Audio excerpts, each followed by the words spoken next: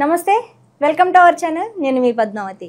ఈరోజు మనతో పాటు ప్రముఖ జ్యోతిష్య వాస్తు పండితులు డాక్టర్ గుండెపూడి శివసుధీర్ శర్మ గారు ఉన్నారు. మరి ఆయనతో మాట్లాడి అసలు మకర రాశి వారికి ఏ విధమైన ఫలితాలు కనిపించబోతున్నాయో తెలుసుకునే ప్రయత్నం చేద్దాం. మరి మీరు కూడా వీడియోని చూసేయండి.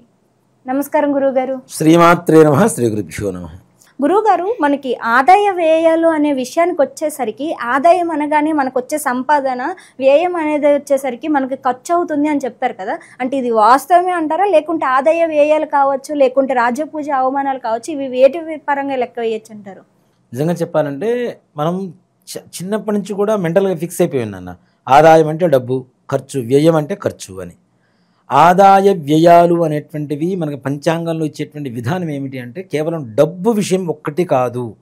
ఆర్థికం, ఆరోగ్యం, కుటుంబం, మనశ్శాంతి, విద్య, మనం అనుకునేటువంటి కార్య సంకల్ప విజయం, ఇవన్నీ ఓవరాల్గా కలుపుకుంటే వీటిల్లో ఏ ఒక్కటి లోపించినా మనశ్శాంతి లోపిస్తూ ఉంటుంది. కాబట్టి ఇవన్నీ కలుపుకొని ఆదాయ వ్యయాల రూపంలో చూపిస్తారు. కానీ డబ్బు మాత్రం కాదు, డబ్బు ఒక్కటి మాత్రం కాదు. మనకి ఓవరాల్గా ఈ సంవత్సరం మొత్తం ఉండేటువంటి ఫలితం, మనకు ఉండేటువంటి మనశ్శాంతి, మనకు ఉండేటువంటి కార్య విజయం ఏదైతే ఉందో ఈ ఆదాయ వ్యయాల రూపంలో చెప్తాం. కానీ కేవలం డబ్బు ఒక్కటే ఎంత వస్తుంది, ఇంత ఖర్చు అవుతుంది అనేది మాత్రం పిచ్చి అపోహ అని చెప్తాను నేను.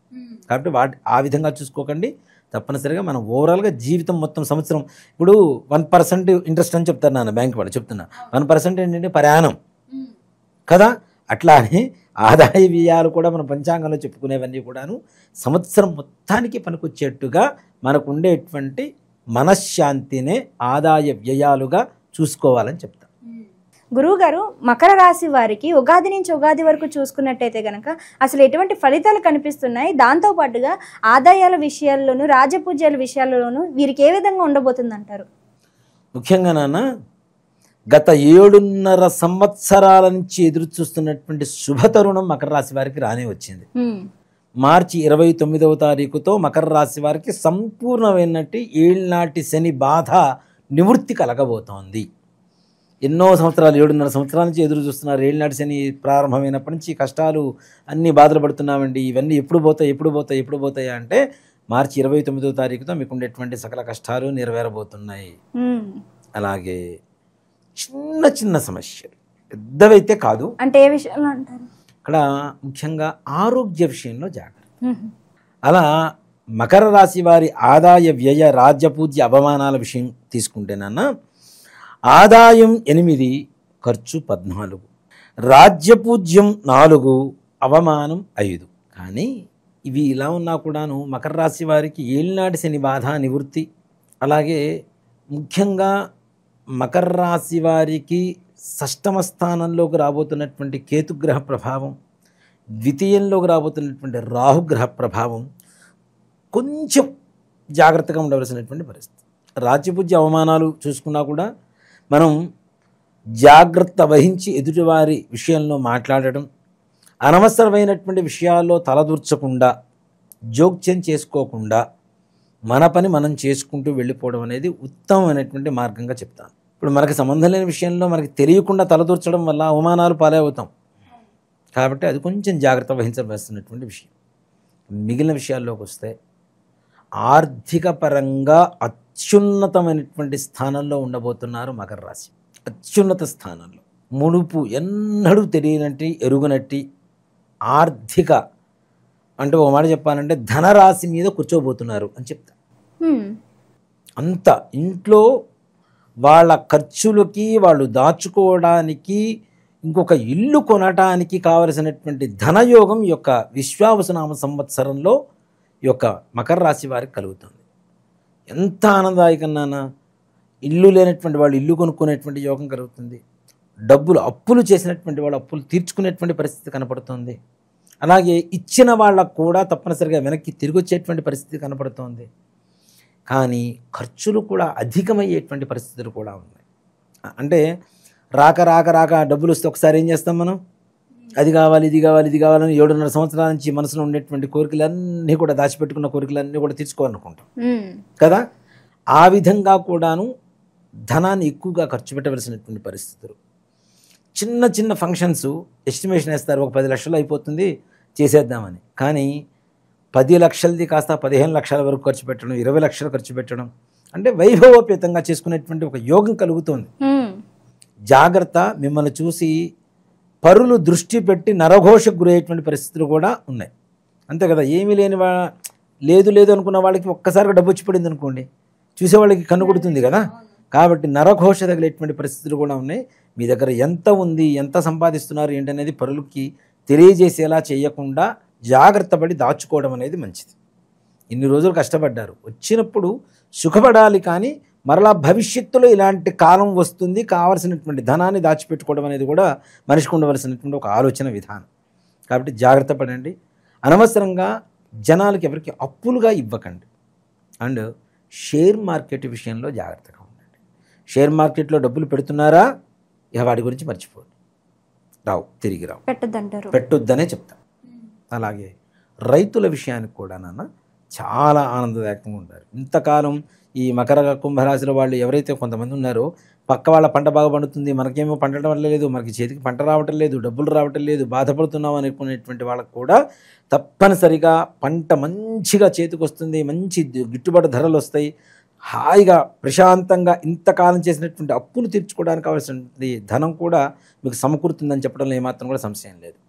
అలాగే విద్యా విషయానికి వస్తే పిల్లలు కూడా చాలా ప్రశాంతంగా చదువుకునేటువంటి పరిస్థితి ఉంటుంది. కానీ ముఖ్యంగా కాలేజీల్లో చదువుకునేటువంటి పిల్లలకి అక్కడుండేటువంటి తోటి విద్యార్థులతో చిన్న చిన్న గొడవలు జరిగేటువంటి అవకాశాలు ఉన్నాయి. కాబట్టి అనవసరమైనటువంటి గొడవలకు పోకుండా ప్రశాంతంగా మీరు చదువుకోవడానికి వెళ్ళారు కాబట్టి చదువుకొని ప్రశాంతంగా మీ తల్లిదండ్రులకు మంచి పేరు తెచ్చిపెట్టండి. ఈ గొడవలకు పోయి పోలీస్ స్టేషన్ వరకు వెళ్ళవలసినటువంటి పరిస్థితులు ఇట్లాంటివి వచ్చేటువంటి ప్రమాదం ఉంది. కాబట్టి జాగ్రత్తగా ఉండండి. అలాగే ఇక వివాహ వ్యవహారాలకు వస్తే తప్పనిసరిగా వివాహ యోగం కలుగుతుంది నాన్న. అనుకున్న వెంటనే తప్పనిసరిగా వివాహ యోగం జరగడానికి మంచి అవకాశాలు ఉన్నాయి. ఇల్లు నడిచి వెళ్ళిపోతుంది. నిజంగా ఇంతవరకు మంచి అమ్మాయికి మంచి సంబంధాలు రావట్లేదు, మంచి అబ్బాయికి మంచి సంబంధాలు రావట్లేదు అనుకునేటువంటి వాళ్ళకు కూడా వాళ్ళ అందానికి, వాళ్ళ ఆస్తికి, అర్హతకి, వాళ్ళ మనస్సుకి తగినటువంటి మంచి సంబంధాలు కుదురుతూ సంతోషకరంగా ఇంట్లో శుభకార్యాలు జరుగుతూ ఉంటాయి. అలాగే ఇంట్లో ఉండేటువంటి పెద్దల అనారోగ్య పరిస్థితి కొంచెం జాగ్రత్త. ఏ చిన్న మనకి ఇది అనిపించినా కూడా, ఏదైనా బాగాలేదనిపించినా కూడా చికిత్స తీసుకోవడం అనేది మంచిది. తద్వారా కొద్దిలోనే పోతుంది. పెద్ద పెద్ద ఖర్చుల వరకు వెళ్ళవలసినటువంటి పరిస్థితి రాకుండా చిన్న ఖర్చులతోనే వెళ్ళిపోయేటువంటి పరిస్థితి ఉంటుంది. అంటే ఒక మాట చెప్పాలంటే పెద్ద సూపర్ మల్టీ స్పెషాలిటీ హాస్పిటల్లో జాయిన్ చేసే పరిస్థితి వరకు రాదు. కానీ చిన్న చిన్నవి మాత్రం తప్పనిసరిగా అవసరం అవుతూ ఉంటాయి. ఇంట్లో భార్యాభర్తల మధ్య అవగాహన ఏదైతే ఉందో మరింత పెరుగుతుంది. ఇంతవరకు గొడవలు పడ్డ భార్యాభర్తలు కూడా మరింత అవగాహన పెరిగి వాళ్ళిద్దరూ సుఖంగా, సంతోషంగా దాంపత్య జీవితం గడపడానికి బాగుంటుంది. పిల్లలు కూడా వీళ్ళ మాట వినేటువంటి లక్షణాలకు వస్తున్నారు.